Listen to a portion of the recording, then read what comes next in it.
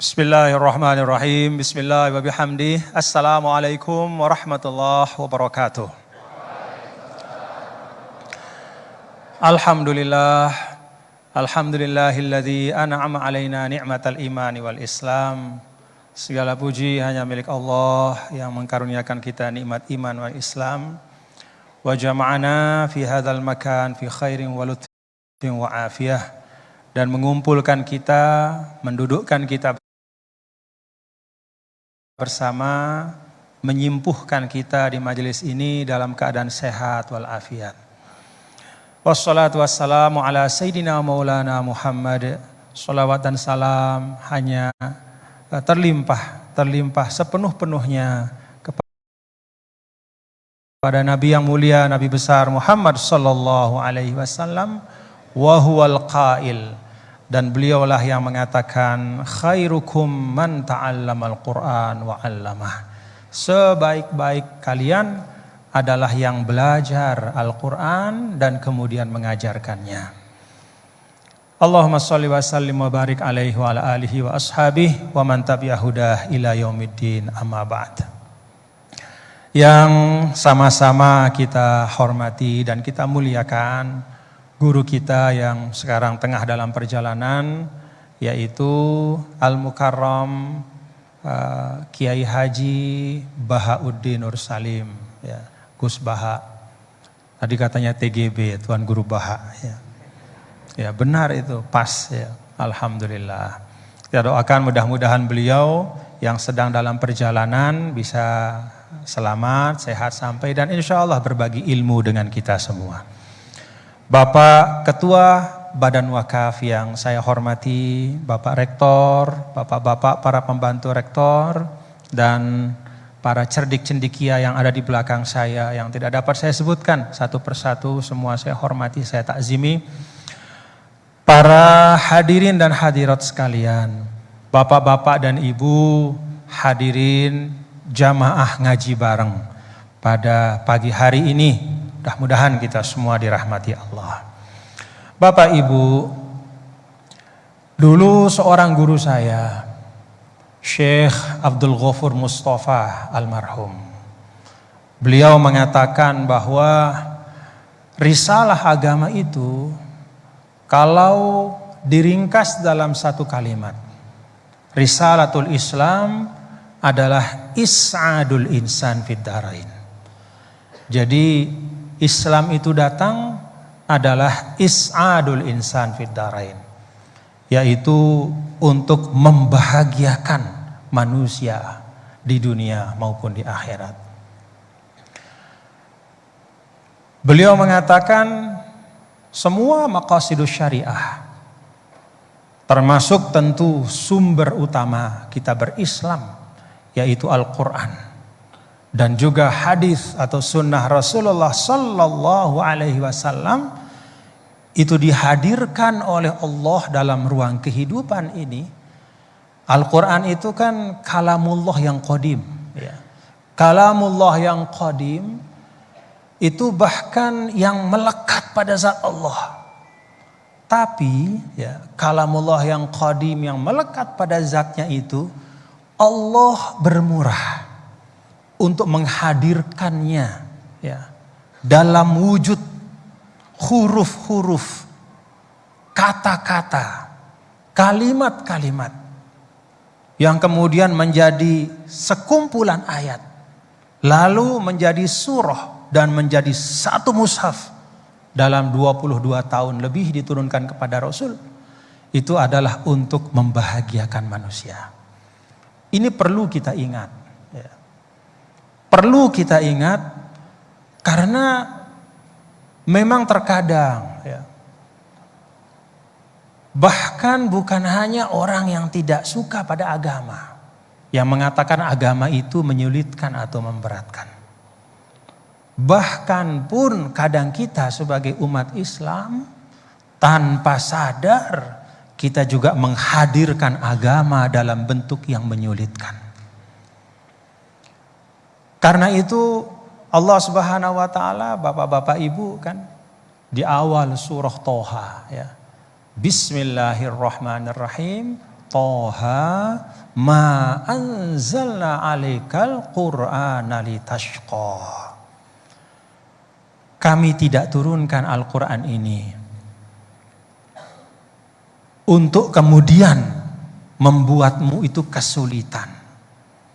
Jadi Al-Qur'an ini bukan hendak memberatkan hidup kita, Bapak-bapak Ibu. Bahkan sebaliknya, Al-Quran itu dihadirkan oleh Allah is'adul insan, supaya kita bahagia, supaya kita senang.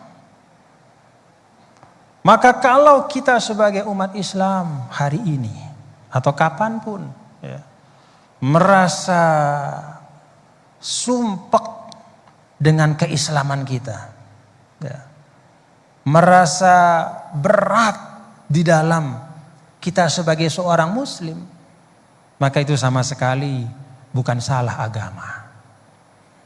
Itu sama sekali bukan salahnya Al-Quran. Tetapi itu adalah kekeliruan kita di dalam beragama. Ulama mengatakan ada beragama yang keliru, yang namanya at-tadayyun al-ma'kus. Beragama tetapi terbalik-balik. Yang dipentingkan oleh agama itu ditinggalkan. Yang gak terlalu penting justru yang dibahas habis-habisan. Bahkan yang memudaratkan, ya, yang sama sekali tidak disinggung oleh Al-Quran, itu justru yang dijadikan topik bahasan. Sampai bahkan memenuhi ruang publik. Sedangkan pesan-pesan yang penting dari Al-Quran itu justru ditinggalkan. Itu namanya at-tadayyunul ma'kus. Fardu ainnya ditinggalkan, ya. Fardu kifayahnya juga tidak ditunaikan. Justru hal-hal yang sifatnya mustahabat, ya, sunnah-sunnah yang tidak wajib, itu justru yang difokuskan. Yang wajib-wajibnya, yang pokok-pokoknya itu ditinggalkan. Itu namanya tadayun ma'kus. Nah, karena itu Bapak-bapak Ibu, ya, penting bagi kita untuk memahami apa sih pesan-pesan penting dalam Al-Quran. Nah, saya pikir itulah yang menjadi esensi dari kita ngaji bareng tuh supaya kita ngerti. Termasuk saya nih yang sedang di panggung, bukan berarti saya yang paling mengerti, enggak. Cuman kebetulan aja ditaruh di sini. Ya. Saya yakin yang di depan saya ini, Bapak-bapak Ibu pasti punya insight dari Al-Quran yang saya enggak punya. Karena Al-Quran itu kan seperti berlian. Setiap kali kita pandang ada cahaya baru di situ. Dan perintah tadabbur Al-Quran itu bukan hanya kepada ulama, bukan hanya kepada orang yang belajar agama. Ketika Allah mengatakan afala yatadabbarunal Quran am ala qulubin aqfaluha. Itu wawunya itu ke saya, ke Bapak, ke sampean penjenengan semua, kepada kita semua. Afala yatadabbarunal Quran, kepada kita semua. Maka ulama mengatakan al-khitabu amun walaysa makhsusan bifi'atin minal fi'at. Perintah Allah untuk tadabbur Al-Quran, ngaji, ya, itu bukan hanya kepada orang-orang yang ahlan wa sahlan ya Sidi.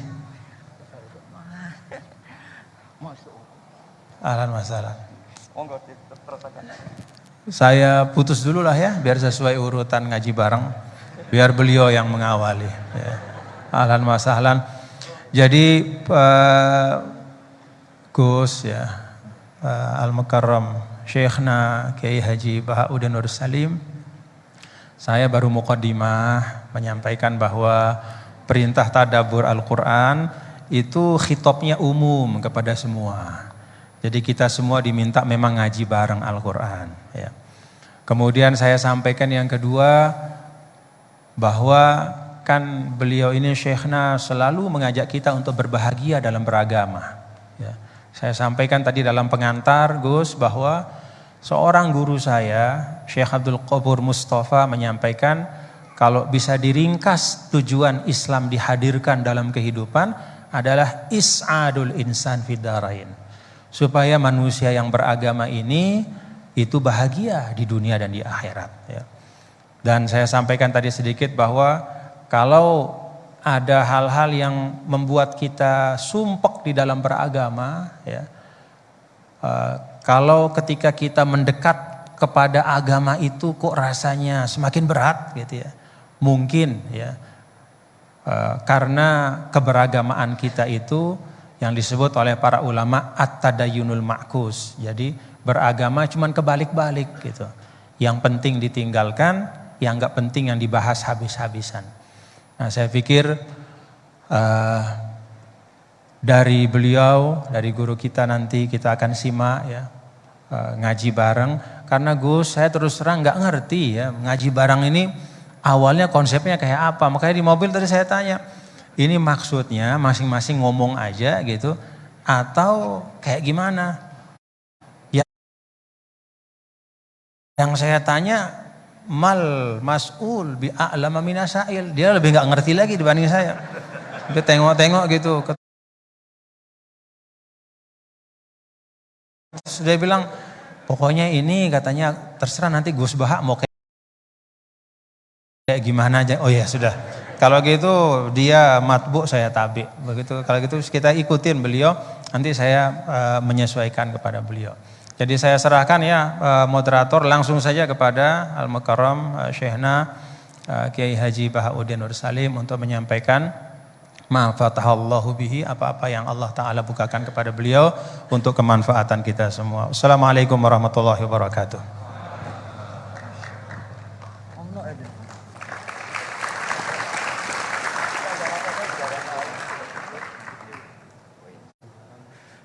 Baik, karena ada perubahan di tengah-tengah gitu kan.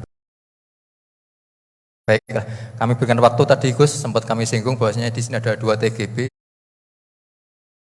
Tuan Guru Bajang dan Tuan Guru Bahak gitu kan. Nah, nanti kalau Tuan Guru Jenderal Masjid sempat menyinggung tentang orang-orang yang sumpek, saya kira di sini banyak orang sumpek gitu kan. Karena Gus Bahak itu kadang agak unik, kalau ngaji beliau itu kadang ada hal-hal yang kita lupa akan urusan duniawi, lupa akan urusan kejombloan kita, lupa akan urusan istri-istri kita gitu kan.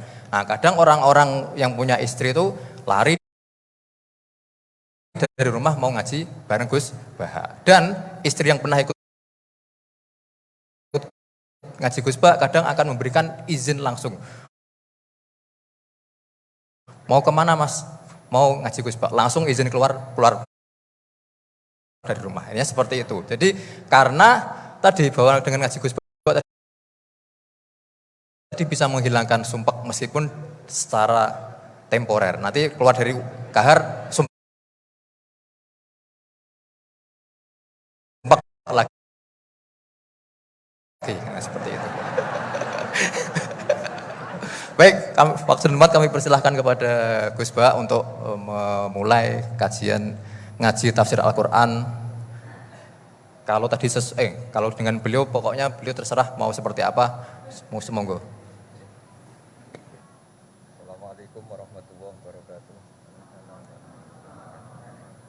Bismillahirrahmanirrahim. Alhamdulillahirabbil alamin. Allahumma shalli wa sallim barik ala sayyidina Maulana Muhammadin wa ala alihi washabihi ajmain.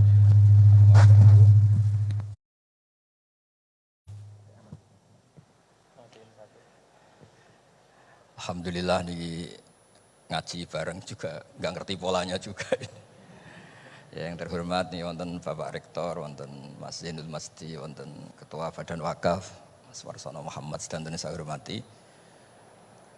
Ini katanya untuk bahagia. Jadi saking pentingnya untuk bahagia itu sampai Allah itu kadang ngendikan hal yang nggak penting, tapi menjadi penting karena untuk bahagia. Jadi kalau Allah tanya Nabi Musa ketika ketemu dipanggil itu, wa ma tilka biyaminika ya Musa, yang kamu bawa itu apa? Padahal ketika dipanggil itu kagetnya bukan main. Misalnya pegawai UI dipanggil rektor itu kagetnya bukan main. Bawaannya rektor itu mesti nyalahkan. Mesti pikirannya orang itu mesti ketua badan wakaf ya sama. Mesti mau negur atau apalah. Nah, bawaan orang dipanggil atasan tuh grogi, maka Allah ngendikan yang rileks. Kamu bawa apa? Gitu. Yang kamu pegang tangan kanan kamu itu apa? Masa Allah tanya sekedar gitu kan karuan. Wong kita manusia aja tahu yang dibawa Musa itu apa tong? Kok Allah malah tanya? Banyak analis, banyak mufassir, banyak ahli hakikat yang berpendapat Allah itu menghilangkan groginya Nabi Musa. Sehingga tanya yang ringan. Jadi saya mohon ini pimpinan di sini juga kalau tanya anak buah yang ringan-ringan. Wes sarapan. Jadi kalau sosokan disiplin itu bukan sunnatullah, saya jamin itu. Apalagi tanya saya, kenapa Gus terlambat? Mulai saya pulang gitu. Tuhan yang Tuhan saja sebaik itu kok rektor sama badan wakaf kok sekeras itu gitu. Jadi ini bukan gojlok supaya jadi orang yang dekat Allah gitu. Jadi ditanya, wa ma tilka biyaminika ya Musa. Kamu bawa apa ke sini? Yang di tangan kanan kamu itu apa? Nabi Musa jawabnya ya lucu ya sederhana. Ini tongkat Gusti. Tak pakai menggembala kambing, tak pakai ini itu. Bisa masih bilang dan lain-lain. Kayak laporan keuangan tuh, kalau susah nerangkan itu dan lain. Terakhir ditutup waliya fiha ma'aribu ukhra, dan masih ada lagi yang lain di depan Allah. Kamu lapor audit di badan wakaf, diterima enggak laporan lain tadi? Ini teman saya lama ini. Saya di UI itu sudah lama, cuma inginnya dikenal Allah, tapi sekarang malah dikenal rektor. Aduh repot agak. Saya dulu dari anak Profesor Zaini itu mulai 2000, tahun 2000. Dekat sekali dengan saya. Sering ke rumah saya, ke kontrakan saya karena diskusi tafsir. Dan saya ikhlas sekali tidak ingin dikenal rektor badan wakaf siapapun. Karena keluarga saya itu, bapak saya itu wali. Jadi kalau wali itu kepinginnya dikenal Allah. Tahu-tahu diturunkan derajatnya, disuruh kenal rektor, kenal badan wakaf. Jadi ini ada pemakhlukan. Ya ada pemakhlukan. Turun dulu baru naik. Ya. Jadi saya artinya gini, saya di sini itu sohibul bait. Jadi tadi Mas Majdi itu keliru kalau nanti saya ngisi. Saya ini sohibul bait, nanti yang ngisi ini. Maksudnya seperti itu maksudnya. Jadi, karena tuan rumahnya saya Pak Warsono. Ya ini tamu ya. Tapi ternyata pemakhlukan itu penting. Di dalam ilmu tafsir diantaranya itu dikenal namanya tanazzulatul maula. Allah itu menurunkan martabatnya. Allah sebagai Tuhan tentu tidak pernah menghutang kita, tidak pernah merasa dikasih karena semuanya itu milik Allah. Tapi Allah untuk memotivasi orang amal itu ketika Allah mangzalladzi yuqridu waha qardan hasana. Siapa yang mau menghutangi saya?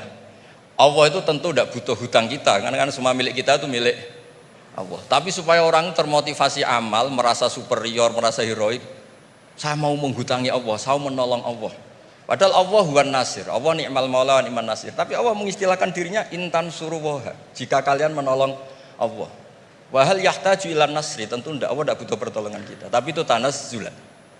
Allah yang Tuhan saja menurunkan derajatnya untuk komunikasi dengan manusia. Artinya kalau saya makomnya sudah fana kenal Allah, saya juga ikhlas turun derajat kenal rektor gitu. Jadi itu insya Allah tidak masalah. Gitu. Ben sampean pernah dengar ilmu hakikat itu memang gitu. Jadi saya ini memang sudah sering cerita ke Pak Fajar, Pak Sadeli, Pak Junaid. Saya ini sudah daftar ingin jadi resi lah. Saya sudah nggak pernah keluar, saya di rumah ngaji. Tapi ngaji kalau ngaji terus ya. Saya belum pernah nggak ngaji. Satu hari minimal ngaji 4 kali. Ngaji fikih yang saya sering itu fikih karena mbah bahasa emang ahli usul fikih. Dulu pertama Profesor Zaini melibatkan saya ini cerita ke Mas Majdi itu gara-gara beliau itu profesornya itu sastra, adab, di Al-Azhar itu adab. Iya, Zaini. Orang tua dari rektor. Iya. Nah, karena jurusannya adab, beliau memang pakarnya kalau menghaluskan bahasa. Tapi masalahnya di Quran kan banyak fikih juga dan beliau cari ahli fikih. Singkat cerita, entah gimana ceritanya Allah yang mempertemukan ketemu saya. Nah, kenapa kita butuh fikih, tidak sekedar kesusastraan atau ilmu adab? Karena ada tafsir atau fikih dalam Quran yang mau tidak mau harus difikihkan. Misalnya begini, wa antasma'u bainal ukhtain. Kamu tidak boleh menikahi sekaligus mbak dan adiknya atau adiknya dan mbaknya. Jika Anda berpikir Quran itu hanya Quran, maka berarti apa boleh menikahi misalnya Sri dengan buliknya, Sri dengan budenya. Padahal tidak boleh juga. Tapi faktanya Quran hanya ngendikan wa antasma'u bainal ukhtain. Sebab itu zaman Rasulullah SAW sugeng itu nambahi wala binal mar'ati wa ammatiha wala binal mar'ati wa kholatiha. Juga tidak boleh menikahi Sri dan budenya atau Sri dan buliknya. Dan kebetulan Nabi itu tidak menambahkan wala binal mar'ati wa jaddatiha. Karena kayaknya itu gak usah dilarang, ya sudah lucu aja gitu. Masa kamu nikahi perempuan umur 17 terus minat mbahnya umur 70. Lah itu kalau sampai butuh dilarang ya Anda perlu berobat itu. Tapi kalau bule kan kadang masih menarik. Orang-orang kayak gini itu misalnya nikah umur 17, bulenya cantik umur 30, minat enggak? Jadi artinya butuh dilarang untuk enggak minat tuh butuh dilarang gitu. Tapi kalau mbah ngono kok ditakok. Nah, ngono kok ditakok. Ini pakarnya. Ini tetangga saya orang Bojonegoro, dulu benderanya Profesor Jenny juga. Artinya andai kan tidak ada usul fikih ini mimbabi itlaqil ba'di wa iradatil qul. Meskipun usul fikih itu yang menginduk ilmu balaghah, ilmu ini itu. Jadi Allah menyebut bainal ukhtain artinya diganti bainal mahromain. Jadi ukhtain itu ibaratun atau itlaqul ba'di, yaitu ukhtain mewakili kata mahromain. Dua perempuan yang punya hubungan mahram tidak boleh dinikah bersamaan untuk orang-orang yang poligami. Ini penting supaya semua tafsir juga gitu, lafat-lafat yang ada mahdzufnya itu kita jaga, baik itu secara keilmuan maupun secara fikih. Keilmuan misalnya begini, orang yang dilaknati Allah, mala'anahu wa ghadiba alaihi, di antaranya diteruskan wa ja'ala minhumul qiradata wal khanazira wa abadat tauhid. Lalu misalnya secara penelitian tidak pernah ada makhluk manusia yang dulu jadi kera. Tapi melihat ayat itu seakan-akan itu pernah ada periode atau kejadian di mana manusia itu dirubah jadi kera. Wa ja'ala minhumul qiradata. Mau tidak mau kita butuh perangkat ilmu lain yang namanya balaghah. Itu orang Jawa, itu kalau dilangkai kakinya itu hanya bilang kayak kera. Orang nggak sopan tuh katanya kayak kera. Tapi kalau dilangkai kepalanya langsung oh dasar ketek itu, dasar kera. Artinya dalam ilmu tasbih, kalau kemiripannya itu biasa itu masih disebut ka seperti. Tapi kalau mirip banget perilakunya itu kafnya dibuang. Sehingga orang yang tuli banget terhadap kebenaran Allah bilang summum bukmun umyun. Orang kafir itu summun, tuli misalnya. Bukmun ada bisu. Padahal faktanya mereka bisa mendengar, bisa ngomong, bisa bicara. Tapi saking tidak pernahnya mau mendengar kebenaran, di redakseknya summun, bukan kasumi tapi summun. Begitu juga di bab madah memuji. Kalau orang agak ganteng, mungkin saya kalau muji Mas Masdi hanya kalkomar, muji Pak Rektor paling ya kalkomar. Tapi kalau muji Nabi langsung komarun, anta samsun, anta bedrun, karena gantengnya kelewat, sehingga kaf tasbih sepertinya itu dibuang. Nah, andai kan tidak ada fakta manusia itu pernah dirubah jadi kera di era itu, andai kan itu nggak ada, kita sendiri juga nggak tahu. Kita masih bisa menganalisis dengan teori balaghah tadi. Wa ja'ala minhumul qiradata kal qiradah. Mereka atau mislal qirodah, mereka dijadikan Allah laksana kera, tidak berakhlak, tidak beretika, tidak bermoral. Ini pentingnya ilmu balaghah, sehingga kita tidak perlu mengharuskan orang berkeyakinan dulu itu pernah ada orang manusia dirubah jadi apa? Kera. Nah misalnya ada yang berkeyakinan atau berpendapat memang itu pernah nyata, itu ngendikannya Rasulullah kemudian itu dihilangkan, hanya hidup 3 hari kemudian hilang sehingga gak punya turunan. Jadi pilihan-pilihan dalam tafsir itu satu tentu riwayat, dua itu analisis balaghah. Nah, analisis fikih itu tidak kalah penting karena konstruksi Quran itu ada fikih yang sudah mapan. Seorang lagi ada fikih yang sudah mapan. Ketika Nabi Lut itu menyesali kaumnya itu lesbi dan gay, kelainan seksual. Itu Nabi Lut ngendikan haula ibanati hunna adharulakum. Kalau kamu ingin menyalurkan kebutuhan biologis Anda, ini ada anak-anak putri kami, hunna adharulakum. Itu lebih suci bagi kalian. Tentu fikih itu sudah mapan, maknanya dinikahi dulu dengan proses nikah yang sah. Nah barokahnya fikih yang mapan ini, Allah tidak cerita tafasilul umur, tidak cerita detail-detailnya. Sehingga salah sekali kalau kita sering bilang kita hanya kembali ke Quran. Itu tidak bisa, karena Quran juga tidak berdiri sendiri dengan makna yang sebenarnya, karena turun itu ada asbabun nuzul. Ini yang terakhir supaya ngasih pekerjaan kan jauh-jauh dari NTB. Ya kan bisa dimanfaatkan secara baik dan benar. Saya ini Sohibul Bait. Nah, enggak, ini bukan guyon tapi memang betul harus begitu memang. Mau enggak mau. Sumpah misalnya, orang tuh kalau ditagih hutang atau ditegur itu masih ya besok saya bayar. Ditagih lagi kayak gak percaya, wawahi besok saya bayar. Jadi kata wawahi itu mesti menunjukkan emosi, tersinggung, sumpah itu. Sehingga suatu saat ada seorang khotib ini ngendikan, Fawarabbis sama iwal ardi innahu lahakum mislama annakum tantikun.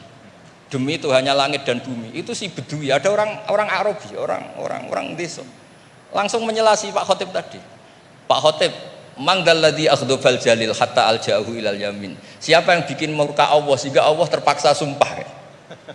Semenjak itu jadi ilmu, kalau Allah memulai redaksi dengan sumpah, dengan qasam, pasti Allah tersinggung. Jika lafat-lafat yang dimulai wan nazi'ati gharqa atau dimulai wasamsi wa duhaha, mesti terusannya itu Allah agak marah. Karena di mana-mana orang sumpah itu menjelaskan sama yang agak tidak percaya. Itu dzauqul arabi, itu adzauqus salim. Nah, begitu seterusnya. Kemudian masalah wasfiyah ismiyah. Saya dulu sering debat sama Profesor Zaini. Kan misalnya kiai-kiai di Jawa umumnya kalau maknani min alakin itu segumpal darah. Lalu orang-orang yang nekuni embriologi itu tidak pernah ada segumpal darah, kalau segumpal darah malah jadi kluron, macam-macam. Katanya Quran itu mesti benar, ini ada segumpal darah. Kata saya segumpal darah itu bahasa Indonesia, Quran itu bahasa Arab, tidak akan ada itu di Quran, kata saya. Tapi ada yang bilang segumpal darah, ya tetap aja itu enggak Quran, yang Qurannya min alakin, segumpal darah itu bahasa Indonesia, Quran tidak ada yang bahasa Indonesia, kata saya. Nah tapi itu bisa dianalisis pakai balaghah atau pakai teori madatul kalimah.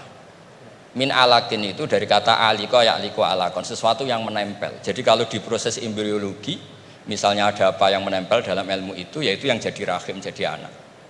Atau pakai ilmu balaghah, min alakin tetap maknanya segumpal darah, tapi maknanya itu tangkis atau tahkir. Manusia itu sombong. Padahal materinya sama yang sekarang jadi sama dengan materi yang sekarang jadi segumpal darah, yaitu kita yang seperti ini materinya ya sperma, segumpal darah yang seperti itu juga materinya sperma. Kok kamu sombong? Materi kamu sama dengan materi min alakin. Itu persis dengan adatul Arab kalau sedang mencibir orang yang sombong. Itu kalau orang Arab bilang antal ladzi kharasta min makhrajil bauli marratan, kata orang Arab. Kamu adalah manusia yang keluar dari jalannya kencing 2 kali. Keluar dari penis lelaki ya lewat jalur kencing, keluar dari ibunya juga lewat jalur kencing. Supaya orang enggak sombong itu orang Arab bilang antal ladzi kharasta min makhrajil bauli marratan. Nah, min alakin itu dalam konteks itu karena begitu angkuhnya Abu Jahal, begitu angkuhnya kafir-kafir Quraisy, sampai diingatkan Allah ulang, kamu ini materinya min alakin, sejenis itu mbok yo jangan yatuho. Buktinya terusannya ayat kalla innal insana lihat manusia itu sungguh angkuh. Ya niki pun deal ya, jenengan harus sepakat. Saya ini Sohibul Bait sama Pak Warsono sama Pak Rektor. Ini tamu yang diundang untuk ceramah tafsir. Kalau ndak berarti asawaha wa rasulah. Nggih, monggo Mas di sini. Terima kasih Gus. Jadi nanti kita balikin lagi ke Gus Baha ya. Tapi Gus, jadi begini. Tadi beliau menyampaikan kan beliau ini min sulalatil aulia ya. Jadi kakek beliau itu adalah para aulia. Jadi aulia itu muhimmahnya itu adalah dikenal Allah gitu ya. Nah kemudian beliau bilang bahwa tapi takdirnya sekarang masuk UI ini pengen dikenal Allah malah justru turun jadi dikenal rektor katanya. Tapi Gus itu menurut saya ya, jadi kalau kita bertarekatnya, nah kan sering ya ketika misalnya kita bicara tentang tarekat ya. Tarekat itu dimaknakan taroki, ya taroki artinya naik gitu, jalan naik gitu ya. Akhir zaman nih, Gus Baha ya dan bapak-bapak ibu, mungkin kita perlu juga bertarekat dalam makna tadani, ya turun. Jadi tarekat bukan hanya jalan naik tapi juga jalan turun. Karena bagi orang di akhir zaman ini kalau hanya tahu jalan naik dan tidak tahu jalan turun itu repot. Ya. Apalagi Pak Rektor dengan Kepala Badan Wakaf ya. Atau para pejabat gitu ya. Tahu jalan naik saja tapi nggak tahu jalan turun gitu ya. Jadi kalau belajar tarekat hanya ingin jalan naik gitu tapi nggak pernah belajar jalan turun, itu biasanya dekat-dekat turun tuh galau. Ya. Ya, jadi galau bingung gitu gimana cara turunnya gitu ya. Dan memang dulu saya pernah naik Gunung Rinjani juga ya Gus ya, waktu masih mu'alimin dulu, masih sanawiyah aliyah, itu saya rasakan betul gitu bahwa naik gunung itu menantang, ya sangat menantang. Ya. Bahkan Gunung Rinjani itu ada masa di mana di tengah-tengah itu ada namanya Bukit Penyesalan gitu. Kenapa Bukit Penyesalan? Ya udah nyesel di situ gitu, mau balik udah jauh. Mau terusin juga masih jauh sekali gitu di depannya. Itu Bukit Penyesalan, baina-baina. Tapi ternyata turunnya itu jauh lebih berat. Jadi kalau kita naik itu kan mengandalkan kekuatan otot ya, keluarkan energi untuk menggerakkan. Kalau turun itu kita menggunakan energi untuk menahan dan itu jauh lebih berat. Ya, jadi menahan pada saat turun itu jauh lebih berat daripada ketika menanjak ya. Dan ya pada waktu itu ya saya kena musibahnya pada saat turun gitu ya. Jadi artinya memang bahwa dalam kehidupan ini kita belajar naik dan juga belajar turun. Jadi tarakat itu taroki wa tadani gitu ya. Dan kalau sudah turun ada masanya juga naik. Jadi Gus Baha tadi kenal rektor, nanti kenal kepada Allah lagi. Balik lagi kepada niat semula insya Allah. Nah saya ingin sampaikan nih. Beliau tadi sedikit sekali ya, dalam waktu yang sangat singkat tapi itu menyampaikan hal-hal yang sangat penting ya. Saya nggak tahu nih, dipahami nggak apa yang beliau sampaikan tadi nih? Dipahami nggak? Mulai balaghah, kemudian madah. Ngerti nggak madah itu? Madah itu apa? Madah itu pujian-pujian ya. Bagaimana turuqu ta'bir ya, asalibu ta'bir ya, bagaimana orang Arab itu mengungkapkan ya perasaan mereka, mengungkapkan harapan mereka ya. Bagaimana mereka memilih diksi-diksi dalam komunikasi mereka, itu mewarnai Al-Qur'an. Jadi beliau ini tadi ketawa-ketawa, ya bapak-bapak juga ketawa-ketawa semua ya. Tapi yang disampaikan itu sudah bahan kuliah buat di Rosat Ulia itu, buat pasca sarjana itu. Ya, jadi alhamdulillah. Nah, silahkan nanti dielaborasi masing-masing. Tapi yang ingin saya sampaikan begini, ada catatan saya terhadap apa yang beliau sampaikan. Pertama, apa yang beliau sampaikan itu menegaskan ungkapan wa'tul buyuta min abwabiha. Masuklah ke rumah melalui pintunya. Kalau kita ingin belajar Al-Quran itu ada jalannya, ada pintunya. Tadi beliau sudah sampaikan, ada tafsirul Quran bil Quran, ada riwayat, kumpulan riwayat ya. Bahkan Al-Quran juga menegaskan sebagian satu sama lain itu saling memperkuat, saling membantu. Jadi kalau kita misalnya bertanya-tanya, waman a'rada an dzikri fa inna lahu ma'isyatan dhanka wa nahsyuruhu yaumal qiyamati a'ma. Kata zikri itu maksudnya apa gitu? Karena kata zikr itu kan dalam Al-Quran luas ya. Apakah zikr itu adalah zikrullah, subhanallah, alhamdulillah, wa la ilaha illallah. Sehingga ayat itu artinya siapa saja yang berpaling dari mengingat Allah, maka hidupnya akan menjadi sempit, akan sumpek, akan resah. Atau zikri di situ maknanya adalah Al-Quran. Ya. Sehingga artinya adalah barang siapa yang memalingkan dirinya dari pesan-pesan Al-Quran, maka hidupnya akan disorientasi. Bagaimana kita mengambil pilihan di antara dua makna? Nah kita lihat. Qala rabbi lima hasyartani a'ma wa qad kuntu basira qala kadzalika atatka ayatuna fanasitaha wa kadzalikal yauma tunsa. Lalu orang itu mengatakan di akhirat, ya Allah, bagaimana mungkin kok saya dibangkitkan dalam keadaan buta padahal di dunia saya melihat. Kemudian Allah mengatakan qala kadzalika, itu balasan yang setimpal, atatka ayatuna fanasitaha. Telah datang kepadamu ayat-ayat kami lalu kau lupakan. Nah, dari ayat ini maka ulama menafsirkan kata zikri. Oh, yang dimaksudkan dengan zikri itu adalah ayatuna, yaitu Al-Quran. Nah, ini yang disebut dengan Al-Quran yufassiru ba'duhu ba'du. Dia saling menafsirkan. Baik itu penafsirannya datang segera setelahnya, ataupun di ayat-ayat yang lain. Seperti yang Al-Mukarram Kiai Haji Bahauddin sampaikan. Ada yang di bagian yang lain, baik itu secara nas, secara sharih, ataupun secara dilalah, secara tunjukkan isyarat. Ketika misalnya Nabi Adam alaihissalam, Allah Ta'ala sampaikan Fatalaqa Adam min rabbih kalimat. Allah Ta'ala memberikan Adam menerima dari Tuhannya kalimat. Fataba alaih. Dengan sebab kalimat yang dia ucapkan itu Allah ampuni dosanya, kekeliruannya. Apa kalimat itu? Oh, ada di ayat yang lain. Rabbana zalamna anfusana wa illam taghfir lana wa tarhamna lanakunanna minal khasirin. Itu pintu memahami Al-Quran.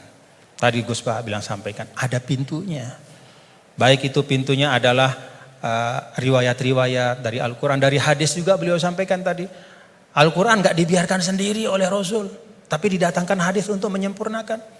Bahkan ketika dulu ada orang yang mengatakan, ini bukan zaman sekarang, zaman dulu sekali. Ba'das sahabah, zaman tabi'in. Saya lupa, mungkin Gus Bah yang ingat riwayatnya secara persis. Ada yang datang kalau tidak salah kepada Al-A'mash, seorang imam besar namanya Al-A'mash. Lalu orang itu mengatakan, ya imam, kenapa kita capek-capek Anda ajak kami untuk baca hadis? Kenapa Anda ajak kami untuk mendiskusikan hadis panjang-panjang? Bukankah sudah ada Al-Quran di tengah-tengah kita? Ngapain lagi? Apa kata Amash? Ya ahmaq. Pak, atajidu, apakah kamu temukan dalam Al-Quran itu ada sholat 5 waktu secara terperinci? Gak ada. Nabilah yang menegakkan amanah untuk menjelaskan. Sholat 5 waktu itu kayak apa? Banyak rakaatnya seperti apa? Waktunya gimana? Kaifiyatnya seperti apa? Bahkan sebelum sholatnya pun Nabi ajarkan. Isbagul wudunya kayak apa? Bahkan tidak hanya yang wajib-wajib dalam wudu. Madmadoh istinsyaknya pun. Kumur-kumurnya masukin air ke hidung. Semua diajarkan sama Nabi. Maka Amash mengatakan, dari sisi ini Al-Quran lebih butuh kepada hadis daripada hadis kepada Al-Quran. Dari sisi bahwa hadis itu menguraikan, menjelaskan, dan menyempurnakan, menambahkan, melengkapi, bahkan yang tidak ada di Al-Quran. Nah, itu pintu memahami Al-Quran. Karena itu tidak boleh dan tidak ada istilahnya namanya Ahlul Quran dalam makna bahwa hanya mau Quran saja. Gak mau tahu apa kata hadis. Itu gak ada istilah dalam Islam. Ilmu yang muktabar selalu Al-Quran bersama dengan hadis Rasulullah SAW. Lalu yang kedua pintunya apa? Ya asbabun nuzul. Tadi juga disinggung selintas oleh guru kita. Bahwa ada sebab-sebab dari turunnya Al-Quran. Ayat-ayat Al-Quran. Yang kalau sebab ini gak difahami, bisa saja ya, dalam beberapa kasus orang salah faham. Dan itu kejadian. Kejadiannya bahkan sekali lagi bukan hari ini, bukan kemarin, tapi dulu pada masa orang-orangnya itu masih berhimpitan, berdempetan dengan Rasulullah SAW. Ada seorang sahabat didatangkan, kalau tidak salah pada masa Sayyidina Umar bin Al-Khattab radhiyallahu anhu. Lalu dia ditanya, kenapa kok kamu minum minuman keras gitu kan? Dia mengatakan, loh kan saya ini orang beriman, saya kan orang bertakwa. Kan di Al-Quran tuh ada. Laisa 'alal ladzina amanu wa 'amilus solihati junahum fima ta'imu idza mattaqaw wa amanu ila akhir ayat. Enggak masalah kalau sudah beriman bertakwa makan minum apapun. Begitu. Kalau ini secara harfiah kita baca ayat itu. Lalu karena dia baca ayat itu saja, dia beranggapan, oh berarti makan minum udah bebas karena sudah beriman bertakwa. Nah saat itulah kemudian diluruskan bahwa ayat ini sabab nuzulnya adalah ketika ada sebagian sahabat yang datang kepada Rasulullah SAW dan bertanya, ya Rasulullah, ada teman-teman kita yang sudah meninggal, mereka syuhada pada saat perang-perang, mereka mati syahid, mereka meninggal sebelum turunnya ayat yang mengharamkan khamar. Bagaimana nasib mereka ya Rasulullah? Padahal mereka meninggal dalam keadaan masih minum khamr. Jadi meninggal ya masih minum karena memang belum turun pengharaman. Maka turunlah ayat ini menjelaskan. Oh, kalau memang orang nggak tahu, belum ada taklif kepada dia, nggak dosa. Nah, sebagian ulama kemudian menarik ayat ini juga ke masa sekarang. Ya.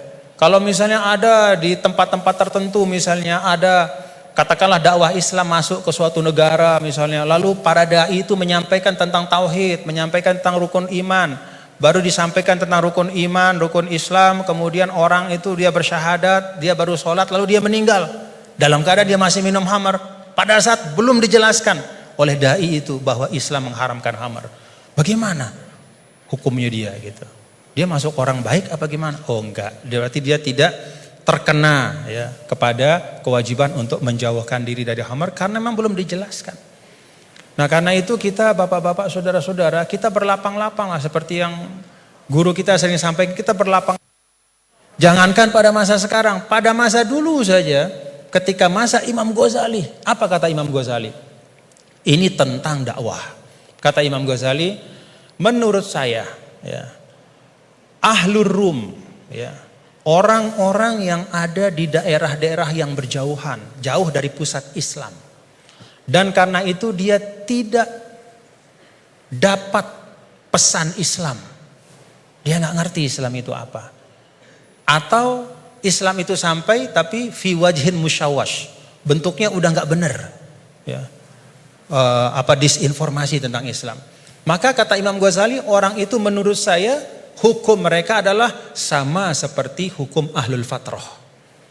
Jadi nggak bisa kita mengatakan misalnya orang, mohon maaf, orang di belahan dunia Skandinavia misalnya di negara-negara yang jauh gitu. Kemudian kita hukumkan, wah mereka itu adalah orang kafir. Mereka itu mukhallat finnar. Belum tentu. Kecuali setelah kita pastikan bahwa cahaya Islam sudah sampai dalam bentuk yang sebenarnya dan mereka menolak dengan kesadaran. Itu namanya kufur. Al-juhud, menolak dengan kesadaran. Kalau sesuatu itu nggak sampai, dia mau nolak apa? Atau kalau sesuatu itu sampai tidak dalam bentuk yang benar, dia nggak salah kalau nolak. Misalnya hari-hari dia dapat berita Islam agama teroris, misalnya nih dari medianya. Itu aja yang dia konsumsi. Kita nggak punya dai ke sana karena nggak ada kita yang menguasai bahasa Skandinavia misalnya. Nggak ada yang ngerti bahasa Finland, maka kita nggak pergi ke sana. Kita di sini saja di Indonesia, lalu kita hukumkan orang di sana di mana-mana hanya karena dia tidak la ilaha illallah Muhammadur Rasulullah berarti kafirun mukhalladun finnar. Enggak, belum tentu. Kata Imam Ghazali, bisa jadi itu ahlul fatrah. Nah, dengan itu maka kita lebih tenang di dalam berdakwah, tidak mendahulukan memvonis seseorang, sekelompok orang, tapi tausilud dakwah yang kita utamakan, menyampaikan itu yang diutamakan. Nah, tadi beliau menyampaikan itu tentang sabab nuzul. Dan yang ketiga yaitu ma'rifatul lughatil arabiyyah, itu pintu. Jadi pintunya itu yang pertama adalah riwayat-riwayat baik dalam Al-Qur'an, ayat-ayat Al-Qur'an maupun hadis, kemudian juga ijma' sahabat. Yang kedua adalah sabab nuzul kita faham.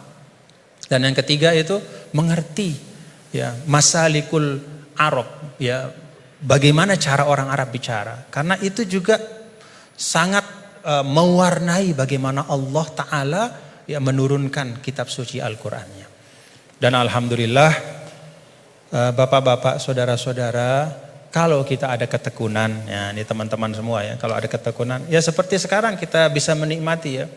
Kalau dulu misalnya apa yang disampaikan oleh Gus Baha itu hanya bisa dinikmati oleh para santri ya, di pesantren-pesantren, itu pun dalam halakoh-halakoh yang terbatas.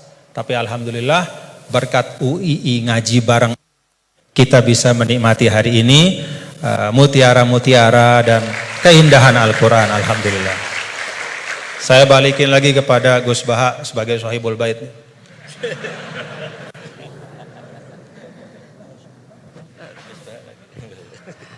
Bismillahirrahmanirrahim. Meneruskan konstruksi ayat ya. Misalnya begini, Anda jangan langsung menyalahkan Nabi Adam. Saya ini sering kampanye untuk membela Nabi Adam. Karena banyak kiai yang cerita Nabi Adam itu salah melulu. Nanti kan kita di surga kan nggak perlu ngajukan kredit. nggak perlu punya istri cantik yang minta ke mall, karena kelebihannya bidadari itu cantik, tidak minta belanja. Sudah gitu di madu juga agak protes. Tapi kalau di dunia itu sudah minta belanja, di madu protes. Nah, jadi, tapi kenapa Nabi Adam akhirnya keluar dari surga dan kita menyalahkan hanya demi kepentingan supaya tadi punya istri cantik, tidak minta uang apa? Belanja dan boleh dipoligami mau maksudnya. Di konstruksi ayat itu tidak ditampakkan, tapi semua ahli tafsir tahu. Misalnya fadallahuma bihurur, setan menipu Adam dan Hawa dengan curang. Hurur itu nipu. Jadi kalau ngaji nipu itu mulai dulu itu ya gurunya setan itu. Jadi Nabi Adam itu di surga dengan penuh limpahan anugerah. Buah apa saja ada, makanan apa saja ada, enggak bayar. Tempat mewah lek juga enggak bayar. Kalau Anda di hotel lek sedikit aja bayarnya minta ampun. Akhirnya setan tuh pura-pura nangis terseduh-seduh. Akhirnya Nabi Adam menghampiri. Kenapa kamu nangis? Saya ini iba sama kamu, kasihan. Nikmat yang begini nikmat, pada akhirnya Anda ini mati. Karena Anda manusia, pasti mati. Kasihan sudah senikmat ini kemudian Anda mati. Pura-pura nangis, jadi lama ya nangis, acting itu. Akhirnya Nabi Adam tanya, lalu solusinya gimana? Terus setan tinggal numpangi. Hal adulluka ala syajaratil khuldi wa mulkil la yabla. Kamu mau tak kasih vitamin, makan pohon khuldi. Nanti kalau kamu makan itu terus abadi. Jadi terus setan, Nabi Adam mulai ragu ya, tapi Allah melarang. Melarang saya makan pohon khuldi itu, syajaratul khuldi itu. Kamu tidak usah cari tafsirnya, itu anggur, apa ketela, apa duren, itu namanya orang kurang penggawean itu. Itu gak penting. Ketika Allah tidak jelaskan detail itu berarti detailnya itu tidak penting. Kamu sok penting nyari itu apa itu. Allah saja tidak menjelaskan, kok kamu yang manusia mau menjelaskan. Akhirnya Nabi Adam tanya, apa betul Allah itu melarang saya makan itu? Terus Allah cerita, wa qasamahuma inni lakuma laminan nasihin. Terus setan itu cerita, demi Allah saya tahu info terbaru bahwa sekarang nggak apa-apa. Jadi hukum terbaru itu. Singkat cerita Nabi Adam makan. Ketika makan, berarti setan salah karena menipu Nabi Adam, Adam salah karena makan pohon khuldi tadi. Apa yang terjadi? Allah manggil Nabi Adam. Adam, kenapa kamu makan itu? Bukankah pohon-pohon yang lain, buah-buah yang lain itu cukup? Kenapa kamu makan yang saya larang itu? Terus jawab Nabi Adam ini yang unik, yang kita harus bela Nabi Adam ila yaumil qiyamah. Wa izzatika ya Rabbi ma adzunnu anna ahadan yahlifu bika kadziban. Demi kehormatanmu ya Allah, ketika engkau disebut oleh setan, saya tidak pernah mengira ada orang berani mencatut nama engkau kemudian dia bohong. Loh, ini contohnya Pak Fajar ini sama temannya yang paling sering bohong itu dia nggak percaya, tapi meskipun sering bohong kalau dipanggil Pak Rektor ngecek ulang apa enggak, kalau kalimatnya dipanggil Pak Rektor pasti nggak ngecek ulang, meskipun teman yang sering bohong pasti langsung nyari Pak Rektor. Saya misalnya sebagai murid Mbah Maimun punya teman yang sering bohong sekalipun terus bilang Gus dipanggil Mbah Maimun, pastilah langsung ke sana karena disebut nama itu orang sudah tidak berpikir jelimet. Ketika engkau disebut ya Allah, saya tidak pernah ngira ada orang mencatat nama engkau kemudian dia bohong. Sehingga Allah itu haru sama Nabi Adam. Makanya Nabi Adam itu diusir. Ini meneruskan ayat yang dibaca Mas Masjid tadi. Diusir tapi disangoni. Dam, secara prosedur hukum kamu harus saya usir karena kamu melanggar. Tapi tak sangoni, lucu kan? Tak sangoni. Kamu baca ini ya. jadi unik. Makanya ayatnya fatalaqqa Adamu mir Rabbi, bukan kreasinya Nabi Adam. Kalimat itu bukan kreasi Nabi Adam, tapi hadiah sama Allah. Ini kamu secara laturan tak usir, tapi tak sangoni, ini dibaca nanti. Tapi Nabi Iblis tidak disangoni, karena memang dia penipu betul. Sudah gitu akting pura-pura nangis, pura-pura ini itu, jadi benar-benar penipu ulung. Makanya sekarang pun kalau penipu itu memang harus sopan, harus nangis, itu cara untuk itu. Karena sanatnya penipuan memang begitu, sanat awalnya memang begitu. Pura-pura nangis, terus pura-pura itu. Jadi itu memang cara paling efektif untuk apa? Nipu. Ada sanatnya. Nah, lalu kenapa ada hadis mangqala la ilaha illallah dakhalal jannah? Ini terakhir terus nanti Mas Masdi ngendikan terus doai sekalian. Perintah sohibul bait, bukan permintaan, perintah. Perintah itu bukan berarti tidak sopan. Memang bahasa Indonesia itu gitu.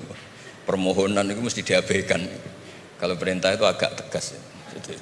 Bukan masalah. Jadi begini.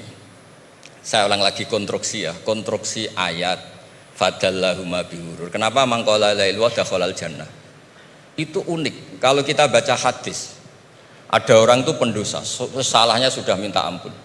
Sama Allah dipanggil. Ini hadis musnad, riwayat Musnad Ahmad dan banyak riwayat yang lain. Dipanggil, "Fulan, kamu ke sini. Kamu lihat itu apa?" "Bok, Gusti." "Berapa?" 99. Per bok itu maddul basor. Sepanjang mata melihat itu isinya dokumen kesalahan dia. Jadi nggak kayak yang di pengadilan itu hanya beberapa tumpuk. Itu sepanjang dia lihat itu kesalahannya dia. Sepanjang dia melihat. Sudah gitu jumlahnya 99. Sehingga dia putus asa, dia akan masuk surga. Kemudian sama Allah, sudah kamu tenang saja. Diambilkan bok kecil, kecil sekali, paling sak bok jam tangannya. Dah, innaka lan tuzlamal yaum, kamu tidak akan terdolimi.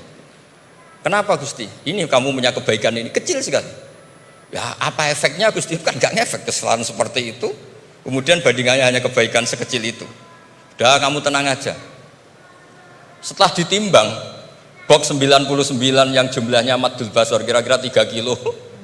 Sama satu wadah jam kecil, ternyata setelah ditimbang itu menangin 1 jam kecil karena isinya la ilaha illallah. Malaikat itu gak berani. Kamu berani, ada namaku kemudian kamu abaikan. Saya dipanggil 1000 mahasiswa UII sama satu Pak Rektor, Pak Fajar. Kemana arahnya? Ke satu rektor apa ke 1000 mahasiswa yang manggil? Pak Rektor, kan ini urusan nasib. Nah ini cerita, malaikat yang nimbang Pak Warsono itu diprovokasi sama malaikat yang lain. Kamu berani nggak mempertimbangkan kata Allah di situ? Wah ya tidak berani. Nah, itu disebut fala yaskulu ma'asmillahi ta'ala syai'un, dibandingkan asma Allah itu tidak ada yang bisa ngungguli. Nah, di sini terus para torekot, para apa konwiridan Allah. Tapi karena kita ini sekarang sudah tidak ngaji malah tanya, gunanya apa sih muni Allah? Lu nyebut pangerane orang gunane itu. Oh ini sedang nyebut Tuhannya, kok kamu tanya gunanya apa? Kamu tak kasih uang aja, tidak pernah tanya gunanya uang ini apa? Pas dijak wiridan tanya, gunanya apa sih? Oh dasar orang aneh. jadi logis. Lah Nabi Adam juga sama, ketika disebut asma Allah itu nggak mikir yang lain. Apa setan itu penipu apa enggak, sudah grogi yang manggil Allah langsung. Nah makanya saya mohon, kenapa kita memahami mangkana akhiru kalamihi Allah la ilaha illallah dakhalal jannah. Karena dengan itu malaikat gak berani macam-macam. Jadi nanti kalau Anda ketemu malaikat tukang hisab, ayo silahkan abaikan nama Allah. Kalau kamu berani berarti tidak malaikatnya Allah. Masa namanya Allah gak dipertimbangkan? Ya tadi misalnya dosen-dosen UI ada undangan seminar menjanjikan. Enggak seminar menjanjikan tapi yang manggil rektor, milih mana? Kira-kira saja. Milih rektor kan? Karena ini nasib berkelanjutan kan kalau seminar kan. Apalagi ini asmane Allah. Nah, makanya Nabi ngendikan fato satisi jilat wasakula ismuwah. Kemudian bok kesalahan tadi jomplang kalah. Kemudian yang menang hanya asmanya Allah Subhanahu wa taala. Makanya terus disebut sudah Nabi ketika tanya amal apa paling baik ya Rasulullah, gini dzikrullah fisri wal alan gini dan kamu mati dan kamu hidup walisanu katordun, kamu harus selalu ingat Allah taala. Lah dene saya sekarang itu sudah biasa ingat Allah terus disuruh ingat rektor, ya muga-muga itu tugas dari Allah juga. Saya tidak tahu apa benar apa tidak tahu. Tapi yang jelas saya tidak jenis orang yang apa ya terus nganggep apa dunia penting betul, tapi yo penting lah gue sanggup mati. Tapi yang jelas supaya sampean ngerti madhab saya, karena ini ngaji dan saya punya niat baik, maka saya ungkapkan cara berpikir saya. Jadi sampean tidak usah kaget, mungkin namanya kan mengabaikan kesalahan, cara berpikir nggak gitu. Kita punya riwayat sahihah bahwa ketika malaikat mengabaikan semua kesalahan ini karena nggak berani memperbandingkan asmane Allah dengan yang lain. Makanya disebut di akhir hadis fala yaskulu ma'asmillahi ta'ala syai'un. Ketika sudah nyebut Allah harus dianggap selesai. Enggak boleh habis nyebut Allah mau mati kredit, enggak boleh. BPKB di bank ini enggak boleh. Nanti akhir hayatnya bilang BPKB, bukan Allah.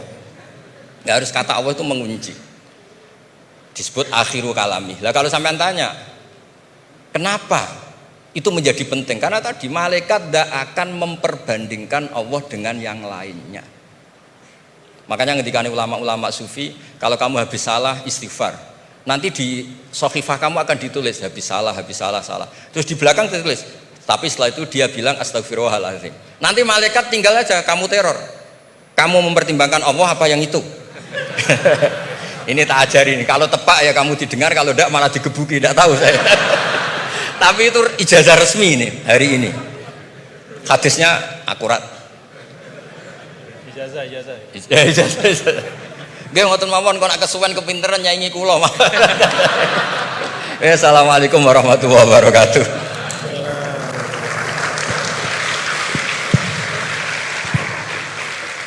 Terima kasih karena saya diminta untuk mengakhiri, ya saya ingin menyampaikan dua hal saja. Pertama, saya garis bawahi yang beliau sampaikan baru, bahwa kalau Allah tidak berepot-repot ya dan tidak mendetil-detilkan sesuatu, ya berarti itu tidak terlalu perlulah ya. Jadi jangan kita sok merepot-repotkan diri ya mendetil-detilkan sesuatu yang Allah Ta'ala justru tidak detilkan.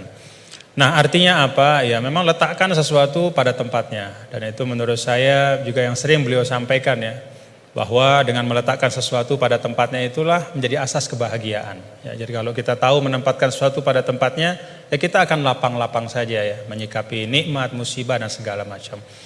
Nah,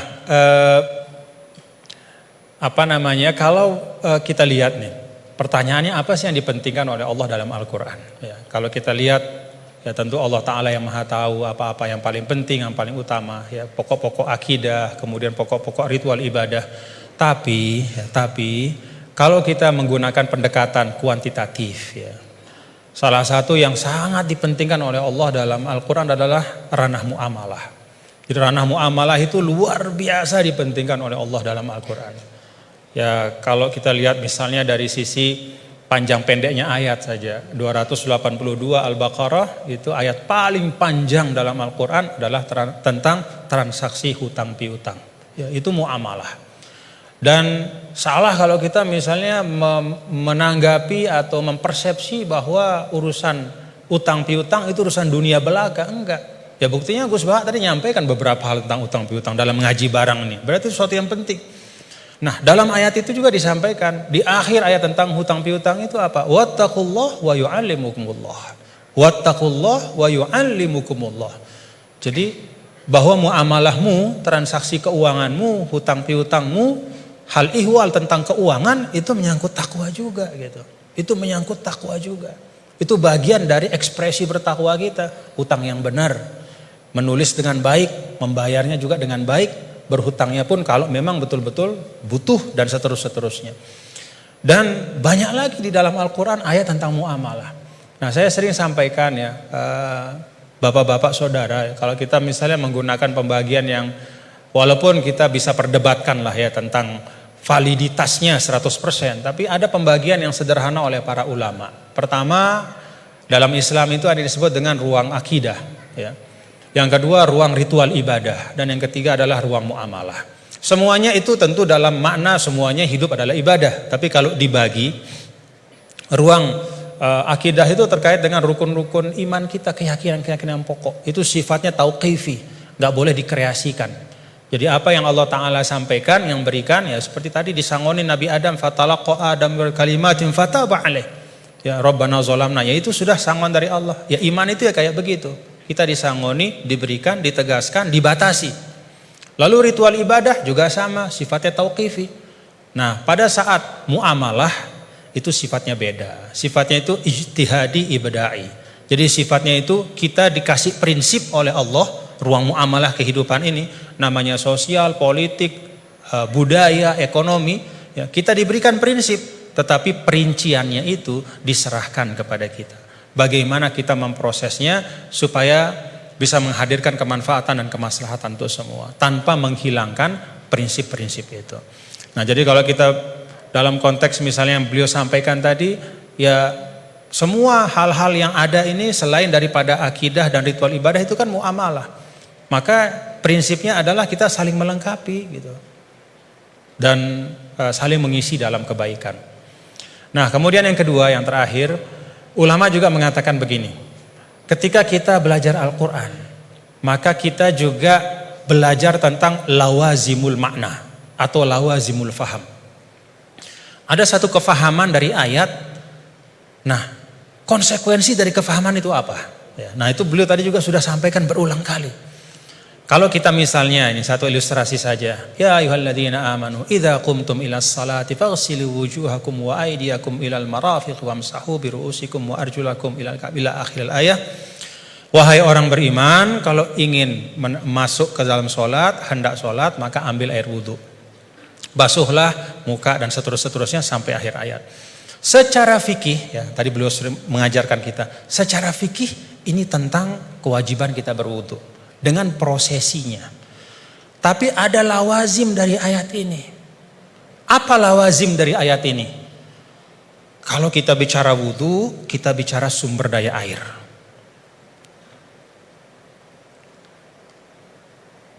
Kita bicara tentang wudhu, kita bicara tentang ekosistem kehidupan.